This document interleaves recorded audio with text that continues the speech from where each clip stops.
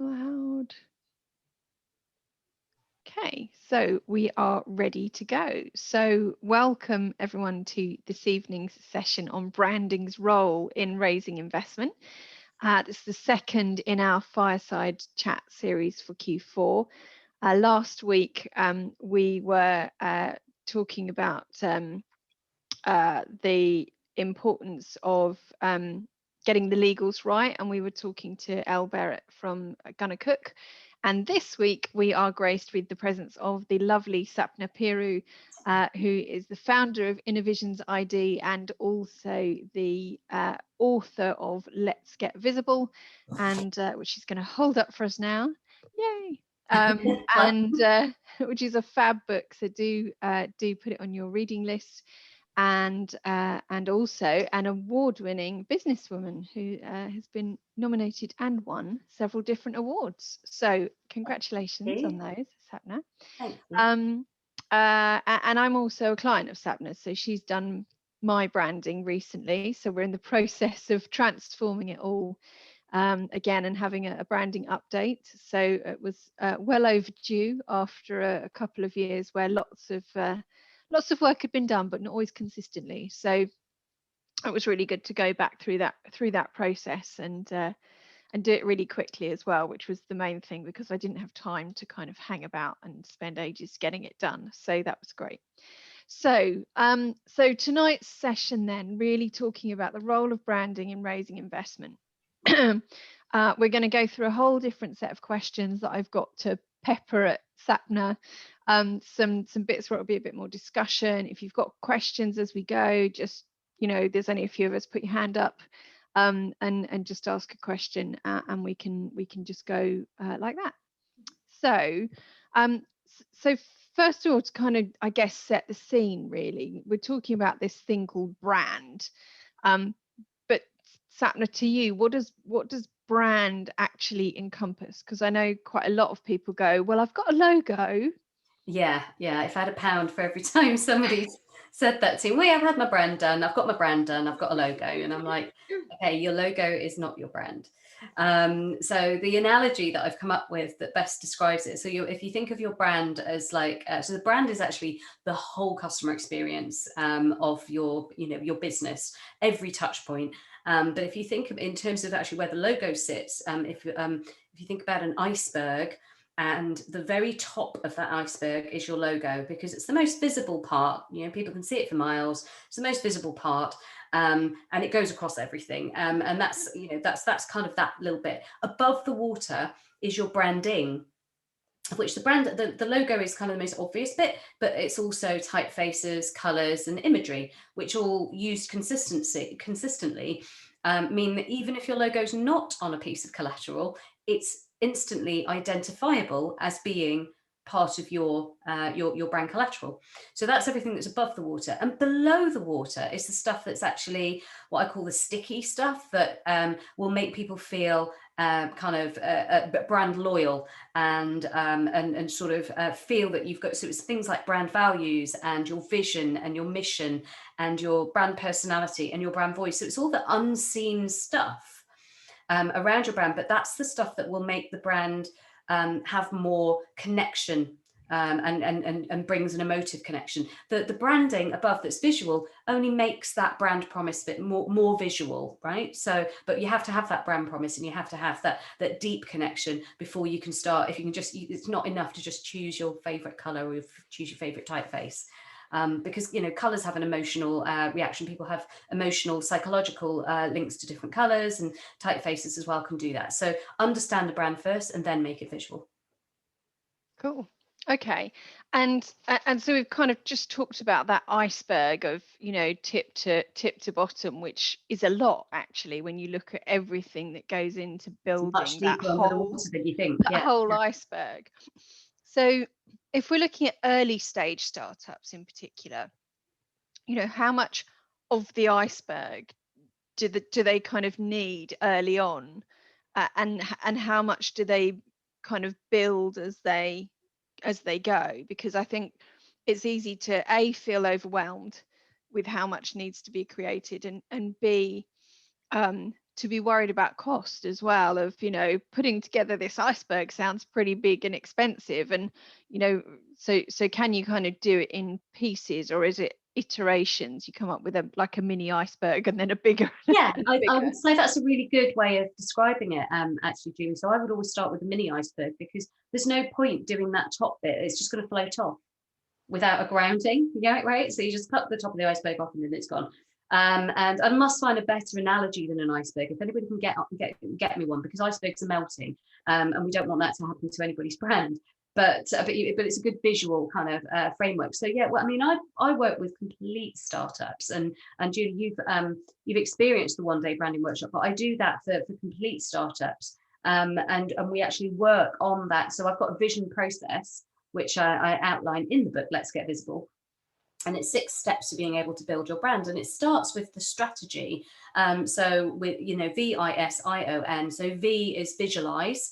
And it's talking about your brand aspirations and where your brand, what's the big picture goal? You know, what's your company vision? Where are you now? Where do you want to get to in the next time frame? You know, obviously varies. And then it's also about the customer vision. Who are they, and what's the transformation for your customer in working with your business? So that's the big visualize part. Then we look at inner brand, where we start to really understand the brand values, and so these are the non-negotiables as to how you're going to run your business, and how you're going to treat your customers, and how you're going to treat your suppliers and members of the team. So the values are really important. Certainly through lockdown, a lot of people, when they were trying to think about, well, I'm going to be cutting down, you know, people were cutting down their spends in lockdown. Certainly the first time around, and possibly this time around, people losing their jobs, and it was all very, I mean, you kind of, you align your spend, and you decide to spend with those clients and those services, not clients, sorry, those suppliers and services that you feel still support your world view, and that you feel aligned. Certainly a lot of brands that didn't play well, for example, you know, kind of BA got a lot of flack for the way that they treated their members of staff in what was a very difficult time for the travel industry.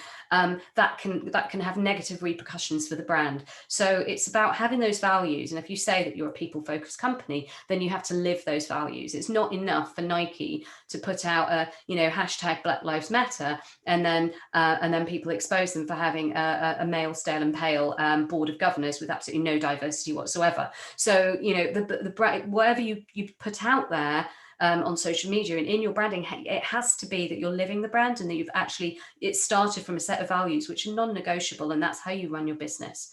That's how you build a real authentic brand. So brand values, and then we look at brand personality and brand voice, and those are tied to your brand values. If your values are the inner part, your personality and voice are how they're expressed, and that may be in color, in imagery, in typography, those kind of things made visual. And the voice is obviously what tone do you take to speak to your target clients. Are you an excitable brand? Are you a professional brand? Are you a traditional brand? Or those kind of, what kind of language do you use? What kind of language do you not use to connect best with your target audience? So that's the next part that we do. And then the next part, my favorite part is the S of vision, which is stand out, which is when you kind of realize that most companies out there don't look that great. And it's quite easy to stand out sometimes just with a modicum of strategy, and actually understanding the visual landscape of your industry. Every industry has visual shortcuts for people to, we go through 96 meters of social media a day, right? That's an average. That's the height of Big Ben. And that's an average. And so, you know, if people are going very, very fast, there's got to be something that's going to catch their eye. There's got to be something that's recognizable, that's going to catch their eye. If you're putting out a Facebook ad or whatever. So that's where we start to look at, you know, what's going to make you stand out in your industry. If you're going to look the same as everybody else in your industry, you're not going to stand out. So what I really work with entrepreneurs with is to help them create a standout brand that's going to help them rise above, and help them articulate their value and articulate their difference as well. So that's part of the standout phase, and we do that all in the morning. This is all strategy. We don't do any design. It's about understanding. So if you're in the organic space, that, you know, green and brown are those kind of colors that you'd have. You'd expect trees and leaves. Now, if you're going to create a brand with those colors and those images, you're going to look the same as everyone else. So then we kind of work out a strategy of how to do it so you're still recognizable in your industry. So you don't want to look completely different, like, you know, with a hat and sunglasses and a coat around your face. You need to, in that second, make that connection, but actually convey what's slightly different to make you stand out. And then it might sometimes it's just being better designed. It's just having a better looking kind of set of branding than an awful lot of companies out there is one way of standing out. And then in the afternoon, we move towards actually the design, where all the type, so we start to choose typefaces, we're choosing colors, and we're choosing imagery that's going to reflect the brand values, personality, and voice that we've already established first. So you need to kind of have that direction and have that clarity of how you're going to communicate, what you're going to stand for, and how you're going to communicate before you just go straight to color and type. People sometimes say to me, and I get approached, and people go, "Can you do me a logo?" And I'm like, no, I don't know how to just create a logo. I need to do all this work in order for it to work, in order for it to have some grounding. So I turn that business away. But so once all of this starts to come together, you've got consistency in your typefaces, in your color palette, in the imagery. And the imagery doesn't have to just be photography. It can be illustration, it can be pattern, it can be shape. Julie, with yours, we've got this diagonal, you know, that kind of echoes the Investor Ready logo. So that's something that when people see that slash of color, they're going to start associating it with consistency and repetition. That's when you start to build a brand, and a brand that's recognizable. So that's in the image part, and then outputs what we do in the afternoon, where we kind of create the logo, the strapline, the business cards, the social media icon, guidelines around the photography, and the typefaces and color palette. And that is kind of the minimum that you should have, really, as if you're even starting out. In order to give everything consistency, it's kind of quite a relief for a lot of entrepreneurs when they've got this document. And I don't believe in big, 24-page documents or whatever, because the bigger and thicker you make them, people aren't going to use them. So we do a really simple, it's almost like 1 to 3-page document, which is just spells out the bare essentials that you need in order to look on brand. I mean, you've had those brand guidelines through, Julie. How did you find them? Yeah, they're super simple to follow, and in fact, that I keep the front page on my desk because I constantly look at it, because I'm always creating more assets. I've been sat here today building a new digital asset and constantly referring back to it and going, oh, I need to make sure I do that way, and that this works that way, so that it all stays consistent. And particularly that front page has got the very core elements on it, so I just literally keep that on the desk all the time. So it's getting quite tatty now, because well, yeah, I mean, you can have it as a screensaver on your yeah, I know. Well, I literally should put it on my on one of my screens. And it's great because I want those brand guidelines to be used. There's no point in having a great big tome that just sits on a desk gathering dust. So it's that is the basic level. And obviously with you, Julie, you already had an established brand, and you had you've already got a successful company. So for you, it wasn't about creating the brand from scratch. It was about taking your brand to the next level.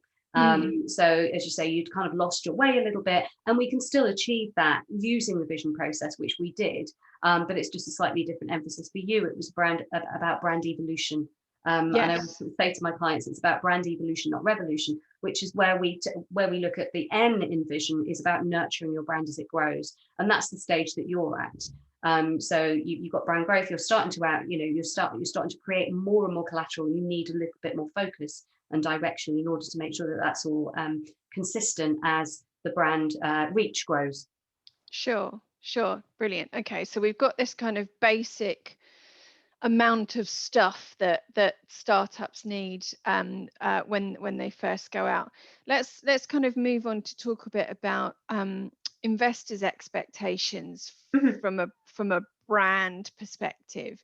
So we know that from the work that we do with founders and with investors, that that investors are particularly looking for startups that look like a business and not an idea, that look like that they are professional, that they've really considered their audience, that they are that what they create, their pitch decks, their business plan, matches what they say.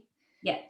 So there's that kind of consistency in not just words, but in look and feel as well. So the words match the look and feel, and you know, the spoken word matches the written word, and all Yes. of those sorts of things. Congruence.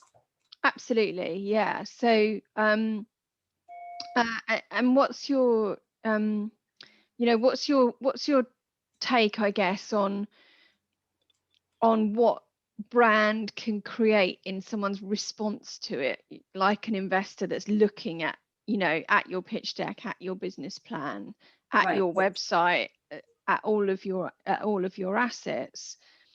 What are the things, I guess, that when you're creating a brand, you're going, this is what, you know, this is the reaction that we're aiming for people to have. And Yeah. you've kind of got customers as one group, and then investors are a sort of different kind of customer. It's a different kind of customer.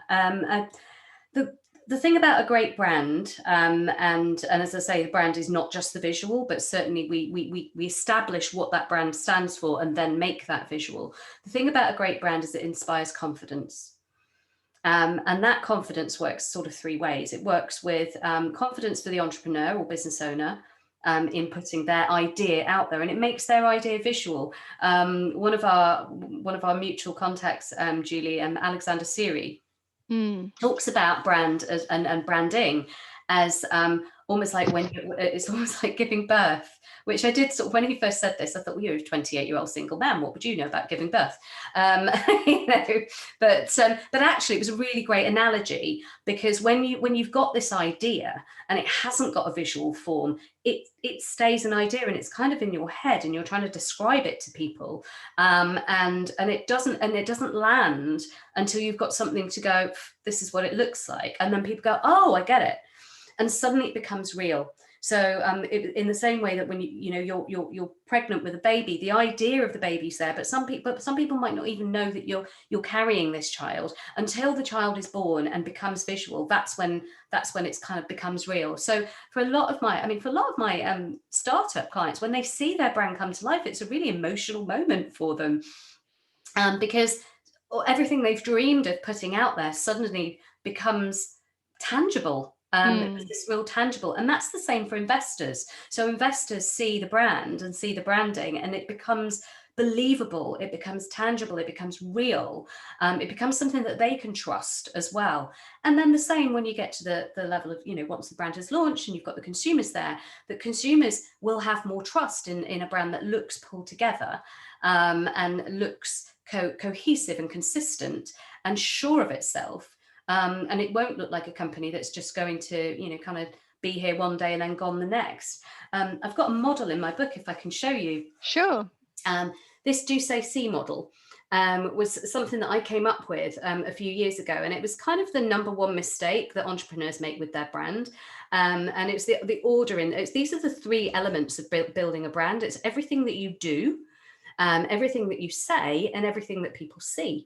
The entrepreneur will start with the do. Obviously, when you're starting a business, you'll think about, how am I going to make money? What's the thing that we're producing? Is it a product? Is it a service? What is the do? What do we do? And what equipment are we going to need? And what staff are we going to need? And what premises and what materials? And, you know, all equipment, everything, the nuts and bolts. So that before you've got that, you haven't got a business, because you've got nothing to sell. The next thing that you'll look at is the say. Because you've got to tell people about it. So this is the communications. If you don't tell people that you have this business doing this amazing stuff, then you haven't got a business, because no one will know about it. So the say is your written and spoken word. It's your elevator pitch. It's your social pitch. It's your blurb on your website. It's the blurb on your brochures. It's your pitch deck. It's everything that you're telling people about it's the written and spoken word. It's your book. So Investor Ready is part of your say as well, as is Let's Get Visible is part of my say. And it's also when you give talks like this. Then the last part, and I say the last part because this is the last consideration for an awful lot of people, is like, oh God, what's it going to look like? So they will rush out and get a logo done on Fiverr, or they'll try to do it themselves, or they'll try to get a mate with a Mac. I had one client who got her mum to do her logo for her. That didn't work out so well. And then she came to me. But the C is almost like it's not valued as much, or it's not thought, or it's left till so the last minute that people are just kind of clutching at straws. But the problem with that is you end up looking scrappy, not coordinated. It doesn't look quality. And the problem is then that you end up with not backing up your, so these are the 3 pillars of building a brand. You're And almost devaluing the two devaluing. If you're elements saying you've because got you a don't quality have the product or brand to hold up. service, right? You need to have this synergy, and you need to have them all supporting each other. If you don't look quality, I always say to my clients, if you look cheap, you'll attract cheap. And that's kind of, just one of those things. But you end up what I'm calling an invisible brand. So an invisible brand is one that will get bypassed for the better looking brands, which seems really unfair if you've got a great product or service and a great pitch. But people are that judgy, and people do judge on first. We sort of say, we decide we're going to work with someone within 6 seconds of meeting them. We're very visual. We're as for babies, the first thing that we do, first way we take in the world is through the visual. So actually, whilst the entrepreneur is focusing on do first, then say, then see, the buyer or the investor is actually going in the other way. What do we see first? Then what have you got to say? And only then will they find out what you do. First impressions. This is the C, is not just your logo, it's the first impression. So it's you turning up as a person, it's the environment in which you do your business, it's the pitch deck, it's the logo is such a small part of this. Nobody's ever chosen to work with a company or invest in a company just because they had a bad logo or a good logo. But it's about the entire first impression that you're giving. And this first impression is really important because it gives you confidence and backs up these 2 elements. So yeah, hopefully that kind of and I think the thing that the thing that I'd really like to pull out of that as well is, if you're a pre-revenue startup, so and probably pre-product, therefore at that point, your brand is the way that you can make real what doesn't exist yet. Yes. So, when you're trying to convince investors that you're worth investing in, and you're going, but I've got no incoming revenue and I've got no product yet, your brand is what helps make it feel like a real business, that is something that people can invest in. Investors won't put money into thin air. They'll put it into a container that's well packaged, that's worth putting money inside of. So absolutely, being able to do that creates that tangibility that gives investors the confidence to put money in, even when there's actually no product yet and no cash in the business yet. It's the same as if you're trying to sell a house, right? And then you get people who stage houses, because like if a house is like all empty, research has shown it will stay unsold for ages, because buyers walk in and they kind of can't see themselves living in this space until there's some furniture in there to populate it. And it's the same thing. And investors aren't in the business of sort of like trying to imagine what someone's idea is like. They want to see the idea, they want it to speak to them immediately, and they want to feel grabbed by it. That's their job, is to kind of decide which of these businesses is the best to invest in, not to try and imagine what this intangible business might look like. Yeah, I think the other thing that's interesting as well is there's quite often a kind of perception of, well, I'll be there to explain my pitch deck. Well, not always, you won't. It has to be able to talk for you when you're not in the room. Yeah. So, and that means, again, that the branding becomes so important, because you can put words on a page, but you can't create feelings in people, immediate visceral reactions to, oh, that looks interesting. Oh, I'd quite like to be involved in that. Oh, that looks simple and easy and to understand.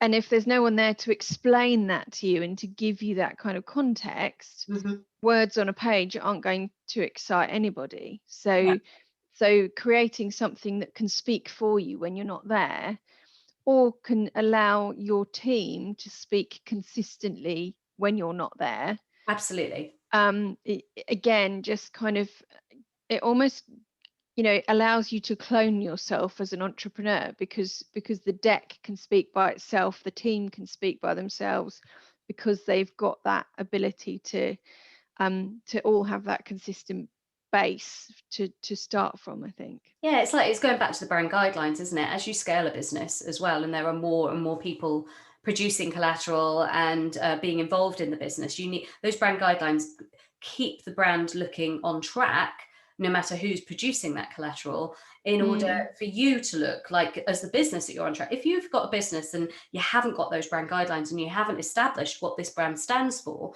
then your messaging gets muddled.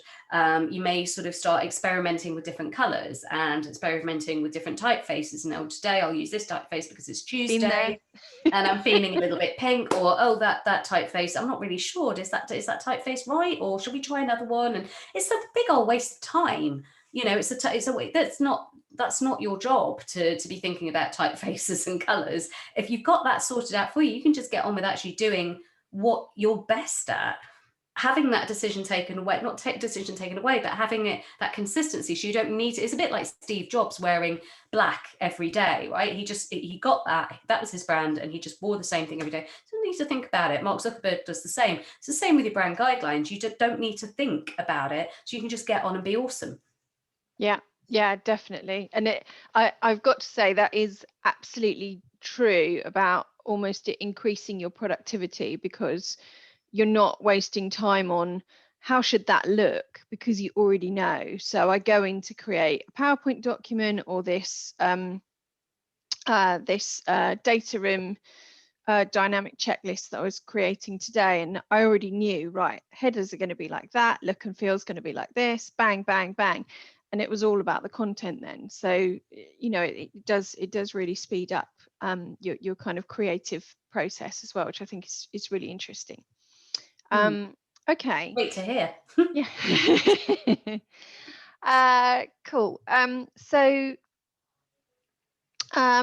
let's talk about kind of different forms of investment as well, and how brand can play a kind of different role in those. So you know, so if we talk about crowdfunding for a minute, you know, it's very consumer focused. Yes, there are private investors behind the scenes, or institutional investors as the rounds get later.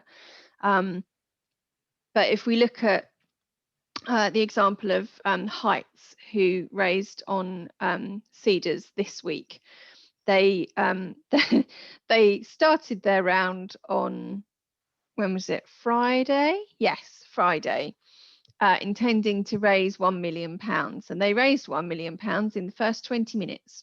Wow. And then they've overfunded to the tune of 1.7 million and capped it and closed the round after 5 days. The length of time for a raise on Cedars or Crowdcube is 40 days. Wow. So they've closed the round after 5 days and capped it because they didn't want to take any more money at this stage. And they had created a brand, and they're a vitamins company. They literally provide vitamins that help your brain work better, so you're mentally more sharp and more with it and happier and those kinds of things. So it's all focused on brain improvement. So it's just a vitamins company, but they have found that click, that, you know, that brand that reaches their consumers, who then all promptly piled in. What was their brand promise? So I think they've just got a very consistent message about kind of making you a better you. It's that sort of and they have great consumer stories. They have great, you know, social proof of, I've been taking these for a month, this has happened, I feel so much better, I'm so much more with it, which resonates with a lot of people who are, you know, feeling a bit tired and a bit not quite as good as they could be, and all of those things. But they have a very clear way that they put themselves across on LinkedIn, for instance. So their founder is a guy called Dan Murray-Serter, who you know, they have a very kind of act good way of being, in the way that they talk, the way that they present themselves, the other things that they get involved in. So they've made a kind of wider mission around, you know, being a force for good, as well as helping people make their brains work better by taking the right vitamins that are, you know, personalized to them. So, you know, when you do that kind of crowdfunding approach, you've obviously got you've almost got three groups of people to appeal to, because you've still got your normal consumers who you want to just buy your product. Then you've got your investors, your private investors that have got to invest before you get onto the public side of the platform. And then you've got your consumers who become investors because they like it so much they want to put cash in, which is, you know, potentially you could kind of go, oh my God, that's really complicated, you know, for the brand to kind of talk in three different ways. But does it have yeah, to? I yeah, mean, I'd like your yeah, thoughts. I mean, I think when there's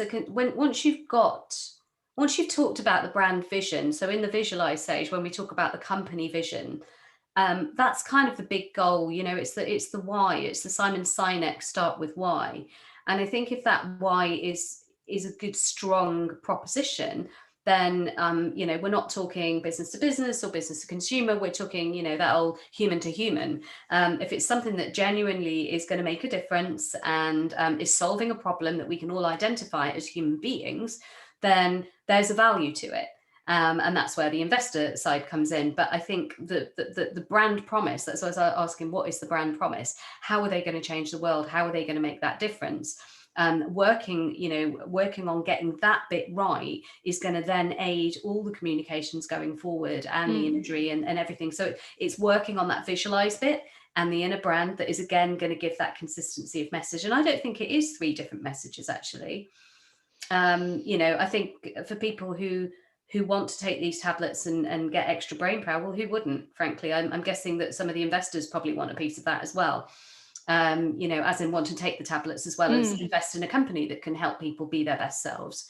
So no, I think it all comes, I think there may be, you know, a slight difference in the positioning of how you talk to this. So it might be slightly easier language on a consumer facing site and slightly more financial language on a, you know, on a pitch deck. Because obviously people will need to see, you know, kind of projections and things like that, which the public wouldn't necessarily be interested in. But the brand promise stays the same. Yeah, sure. And sort of taking that to a slightly more polarized place. So some of the clients that we work with work in the fintech realm. So they're working in a highly regulated industry. They're having to deal with, you know, very forceful, strong regulators like the FCA who have the power to deny them access to their marketplace. And, you know, potentially you get a challenger bank, a new up and comer like Starling or something along those lines, who consumer facing are saying, we're going to change the world, we're new and exciting and different. But when they're presenting to the FCA, they almost need to be saying, we're going to change the world, but in a very considered and careful and sensible way that isn't going to upset anything, and we will of course obey all the rules.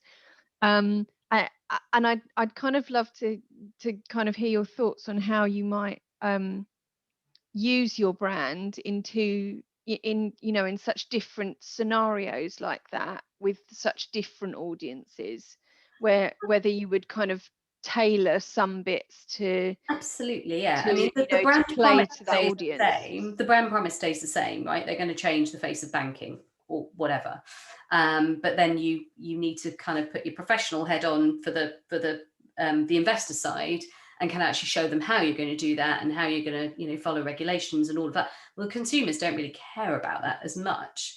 They just want, you know, banking that's going to be easier, that's going to be easier to open a bank account, and they don't need to go in and sign several different forms, and they can access their money or switch things out, you know, whatever the consumer benefits are. I mean, those are still benefits that you need to relay to your investors, but actually they want to see the nuts and bolts, that this is watertight and a solid business.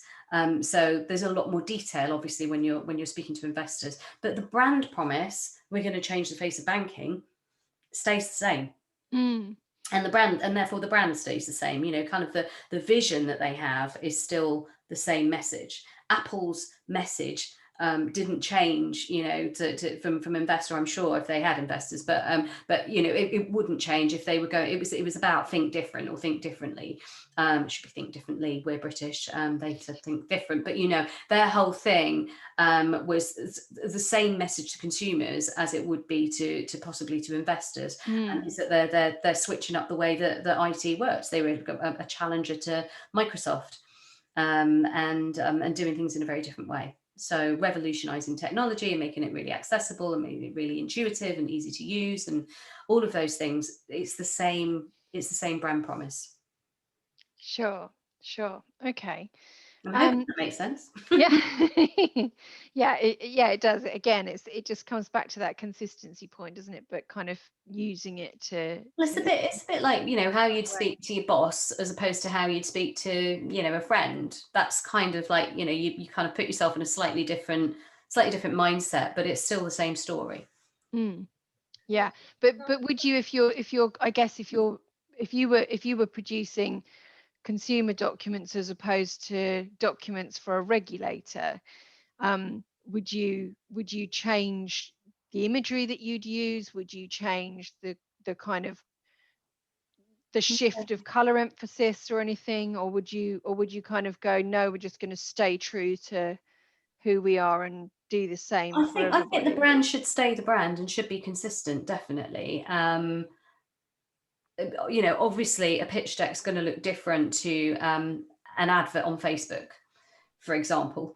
So that there's a certain amount of information that needs to go into a pitch deck, for one, and on an ad, on a Facebook ad, there might be video, and it needs to be a little bit more eye-catching because 96 meters of social media. So it's a different audience. It's the same way as you write copy differently for a website than you would a brochure.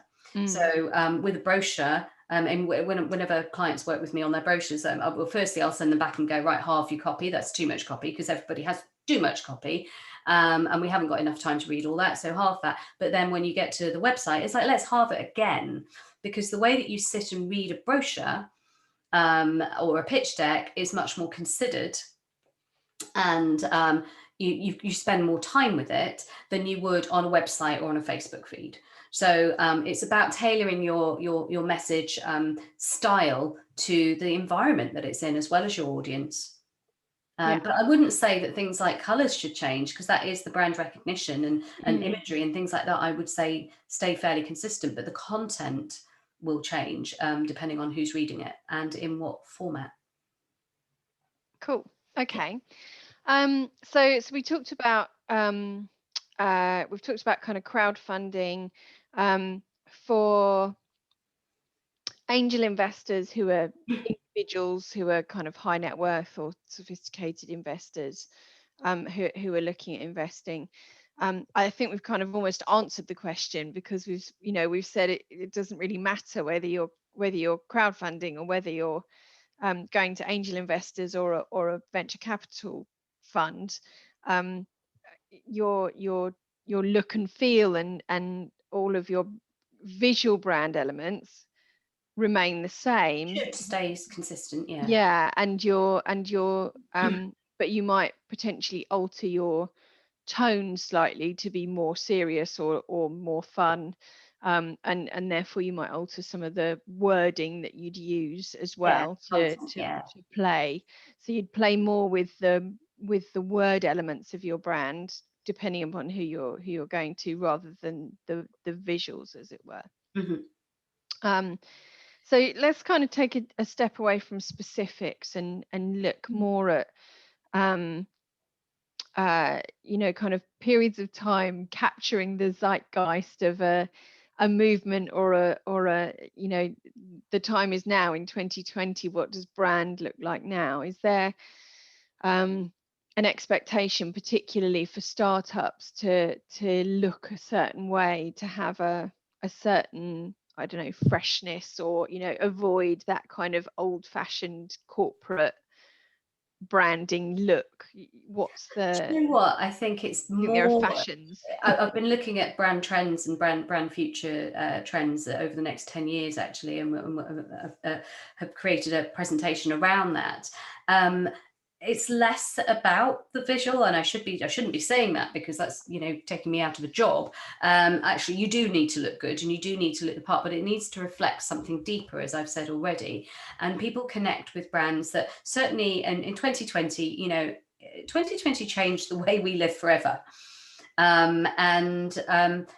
And people started to really think about where they were going to be investing their money or spending their money, and how, and what was important to them. People's lives changed. They were spending more time with family. You know, they couldn't see other parts of their family. They were traveling less. So the focus, and people started thinking about brands in a different way. And it's, can these brands make me feel, you know, some of the trends that are coming through are like wellness. Is one of the trends coming through. Brands that, you know, care for the environment or show a deep, you know, alignment to CSR, social responsibility. Things like, oh, my mind's gone blank now. There were 7 things. I might need to bring my slide up. So there was, yeah. So wellness, technology is another one. So brands that are embracing technology, for example, to solve, you know, real and digital problems. Brands that are about connection. In the real life and in the digital life, these kind of brands that help people connect. And brands that are going to help them experience, you know, sort of improve their experience, whatever that experience is, whether it's mental, emotional, physical, digital, or real life experiences are one of those things. It was interesting because I was looking at the different behaviors within Gen X's, Gen Y's, millennials, and Gen Z's coming through. Sorry if I keep saying Gen Z, it's because I watch too much Netflix. But it just sounds better than Gen Z for some reason. So Gen Xers, of which I, and I presume you, Julie, are you a Gen Xer? I've got no idea. I've completely lost count of. I'm late 70s born. Yeah, you're a Gen Xer. So right, we kind of grew up in a very hedonistic, kind of quite a hedonistic and optimistic time. You know, we saw the fall of the Berlin Wall, and you know, the rise of things like Live Aid and things like that. Which, you know, we were going to change the world. We were going to make it a better place. And you know, and it was quite, you know, things, Dee Ream singing things are only going to get better, and the end of Thatcherism. You know, I don't know if that's a good thing or a bad thing, depending on which side of the fence you sit on. But you know, it felt like a time of extreme change, and people felt very positive about the future. And then we go to the millennials, and they've had to live through like tsunami and like 9/11 and the bombings, and you know, the 9/11 bombings and the London bombings, and it felt like a bit more of a stressful time. And for them, so we'd started off, Gen Xers sort of started off working in corporates, and sort of trusted those big brands, and now are potentially leaving those things and setting up their own businesses, much like you and I have over the last 10 years. They've been moving towards this entrepreneurial thing. The Gen Ys, the millennials, kind of were already embracing that entrepreneurial spirit, because they were rejecting corporates.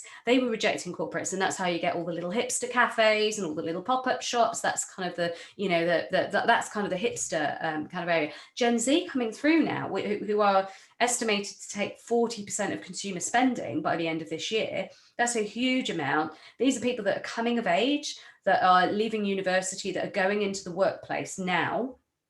And they've lived through quite a lot of really heavy stuff, you know, like North Korea, Trump. I mean, the Trump years, it's just, you know, Brexit, stuff that's like really unstable and unstabling. And they've almost gone back to corporates. They're now rejecting the entrepreneurial. Like, it'd be interesting to see what's happening with these guys, because they're now in a really unstable job market. They feel that they want to actually go back to the corporates, because that's the thing that's going to give them stability. And they've become known as generation moderation. So they don't drink anywhere near as much.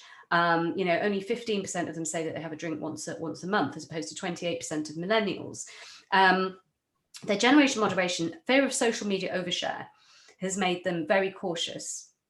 They prefer a night in over a night out. Well, all of us don't really have a choice about that right now. But you know, Gen Zs, I mean, I read this thing, there's this rise of the NOLO alcohol. So it's like no alcohol, low alcohol is a huge thing with them. And that, then, again, that ties into the wellness aspect of brands moving forward. So it's really interesting that actually it's not about colours and typefaces. It's more about what these brands stand for. For Gen Y, it was all about the experience, and actually for Gen Z, it's been proven that it's all about the ethics for them. So a brand that is more ethical and that operates in a clean way and that puts people before profit. And sorry, the investors don't want to hear that, but certainly encourages looking after people and their staff and the world at large. That's the brands that are kind of the ones that are going to win over the next 10 years, are those brands that are behaving more ethically. And that's not about a typeface or a color. It's about something much, much deeper. Yeah, and interestingly, that kind of list of types of companies that you talked about, of the wellness and all of those, I could literally match that with the companies that we're seeing raising the most investment. Right. Interesting. So I'll send you the slide deck, actually. I'll send you that slide, and it's these the trends over the next over the next 10 years. But they're definitely the ones that we're already seeing are attracting the most traction when it comes to investors. And investors, in fact, are increasingly concerned about social responsibility and about ethics and about doing good in the world. And there's much more emphasis on ethical investment. Another company that raised, I think they raised 1.5 million about 4 months ago now, was a company called Climate, who are an investment app, and you can only invest in environmentally ethical things via their app. And again, they didn't even have a product yet. They had an app that was nearly built but not launched, and they had a list of 5,000 people that said that they would like to use it when it launched. And that was enough to get investors super excited. They got their private side money, launched it on Crowdcube, and again, completely overfunded. They only went out for 800k and came back with nearly double at 1.5 million. And again, closed in a very short amount of time because they caught that zeitgeist of what people were looking for. And the way that they were able to talk about what they do and project what they do in their words and their overall brand just came together perfectly to make that real wow kind of impact. I'm glad your investment sort of patterns are matching what I've said. That's really, really interesting. We've not had that chat before, but I will definitely send you that slide. There's seven trend brands in 2020 to 2030. And I think it is with the Gen Z has come through, it is all about the ethics for them. Cool. Okay, so going from the wows and the ones that have really nailed it to let's kind of look at the flip side of the coin. And we've talked about some of the mistakes people make of worrying about the C bit last, or doing like me, building lots of things that don't look quite the same and then realizing and having to kind of tidy it all up. But what are some of the other kind of key mistakes that you see startups making that potentially are going to have a bigger impact for them down the road with their branding? In terms of brand, I think rushing to get a logo done before they've actually done the why and the deeper thinking, rushing to get it made visual. I know I said people leave it to the last, but really it should be something that you've worked on. You work on the strategy first before you move to making it visual, and getting that bit right is going to help you get the visual part right. And I think one of the big mistakes is people just kind of throw lots of things at it and hoping something will stick, or may even copy competitors, or try and look like somebody successful that they've kind of seen. And again, that's not really creating a unique brand for them. It's not helping matters really, that they're not, it's certainly not a way to create a standout brand. So I think also trying to do it themselves is one of those things that get a professional. You're going to look serious about it if you take it seriously, and you're going to look more serious about your own business if you get the right people and the right team around you to help you make that come to life. That's why they're working with you. Yeah, it's one of the things. I did a video last week, in fact, of just talking about the fact that it's so important for founders to be able to recognize when it's okay to get help. Like you don't have to do everything yourself. You don't have to know everything. It's really important that you know when is the right time to go, actually, I need an expert in this, and I should outsource that to someone who can just do that for me. Rather than kind of have a go and regret it later. I've just come off one of my brand days just before this chat. So I was working with a client, and she's actually a GP, but she's moving into this wellness. She wants to combine traditional medical practice with the Eastern and more spiritual kind of stuff. And so we were creating that brand for her. And she said to me, she was, you're not cheap, Sapna. And I was like, well, no, but you get a premium product at the end of it, and you look the part. And also, you're not going backwards and forwards. How valuable is your time as a GP to spend 3 to 4 weeks going back and forth with this product that you might not, this design that you might not even end up liking that much, because the traditional way of doing it is to give your brief to a designer and let them go off and create a brand. Entrepreneurs will go, oh, go and sort out my brand, and actually the designer sat there thinking, well, I don't actually, it's not the designer's responsibility to create your brand. It's actually the business owner's responsibility to create the brand. The designer makes it visual. And so there's a lot of guesswork goes on. So why my one day process works is because I'm working with the, you take one day out of your time, but you get it right, because you're the expert at what you do, and I'm the expert at what I do. Put those two expertise heads together, and that's when the magic happens. Yeah. So absolutely, get someone in that knows what they're doing. And it takes the pain away, and it means that you get a much stronger output for your own business. Cool. Okay. So we've worked our way through all the kind of main questions that I wanted to fire at Sapna this evening. Okay. So Georgina, Deborah, I don't know if you've got any questions that you want to ask Sapna before we finish. You're more than welcome to chip in if you have. Yeah, sure. To explain the difference between the brand promise and my strapline. What's the difference? What are they saying? It's a summary of the strapline. Is a summary of the brand promise. It's a part of it, and certainly and I'd always recommend you have a strapline, because again, in that few seconds of scrolling, if it's another opportunity to give people a little bit more information, but it's certainly developed from the brand promise. So the brand promise is kind of how you're going to transform people's lives, and then we come up with something cute and short that I always say no longer than 9 syllables. It's just a finger in the air thing, but from experience, the shorter the better.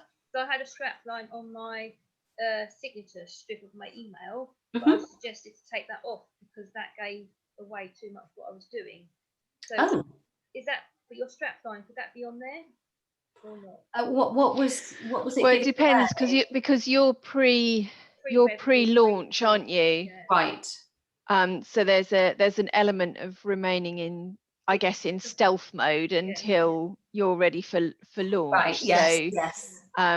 So you're, I guess, Georgina, for you at the moment, your strapline is something that would absolutely go on the front of your decks, and it would go, on the web page that you direct people to, but you might not want to put it on your emails. You might not want to put it on your emails until you're ready to launch, and then you can kind of come out all guns blazing, as it were, which is very appropriate because Georgina's product is related to sports shooting. So I'm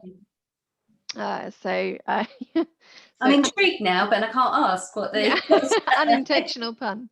So I think that's probably why you've had that recommendation, but straplines are great because they do capture that essence of who you are and what you do, what difference you can make. Absolutely. So Deborah, did you have anything you'd like to ask? Can I ask a question around straplines then, because you've just been talking about them? How unique do you think they need to be? So I'll give you what mine is. So I have a company called Red Giraffe, and we've been using Living Life in Colour. And it sort of says what we want to do, which is to make the world a lot more colourful in lots of different ways. By the way, very colourful. Yeah, that's just the virtual background, but that's actually one of our houses.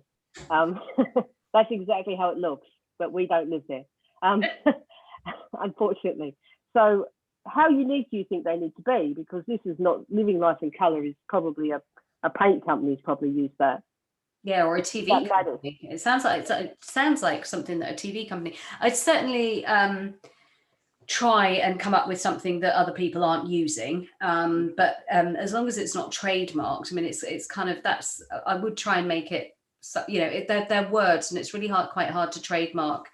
Not many people, but especially if it's so for the TV brand that I'm thinking of that might have used that, it was possibly an ad campaign. So they're kind of a bit more transient. They might use it as a slogan, and a slogan is kind of more transient than actually the strapline. So I think you'd get into a lot of hot water if you tried to use Just Do It, for example. I find it unfathomable that Nike haven't trademarked that. I haven't looked into it because I haven't tried to copy them. But, you know, if you were trying to use something that, you know, because you're worth it, with some of those famous where you can just say the strapline and you know the brand already, that's probably treading in dangerous waters. As to having a phrase, I would certainly try and make it unique, but there's only so many words on the planet. You just try and stay away from stuff that's trademarked, I would say, if you can. Okay, thank you. Thank you. Cool. Okay. Thesauruses are great. Yes, they certainly are. Brilliant. Okay, well, Sapna, thank you for your time this evening. It's been fantastic to spend the last hour talking to you and to finding out more about the impact of brands when you're raising investment. So can you just talk us through how people can get in contact with you if they want to find out more? Yeah, find me on LinkedIn, Sapna Pieroux. You've got the links, so I'm sure you'll be able to post those below. And if you want a free sample of Let's Get Visible, then go to letsgetvisibleBook.com. That's letsgetvisibleBook.com, and you can download a free sample of the book there. So, and it includes the Do Say See model, I think, in there as well, so you can read a bit more about that. Super. Okay. Cool. Okay, and if you want to find out more about what we do at Spark Consulting, then you can find me, Julie Barber, on LinkedIn as well, and you can go to spark-consulting.co.uk and find out how we work with startups and scale-ups there too. Lovely. Thank you very much, everyone, for your time this evening.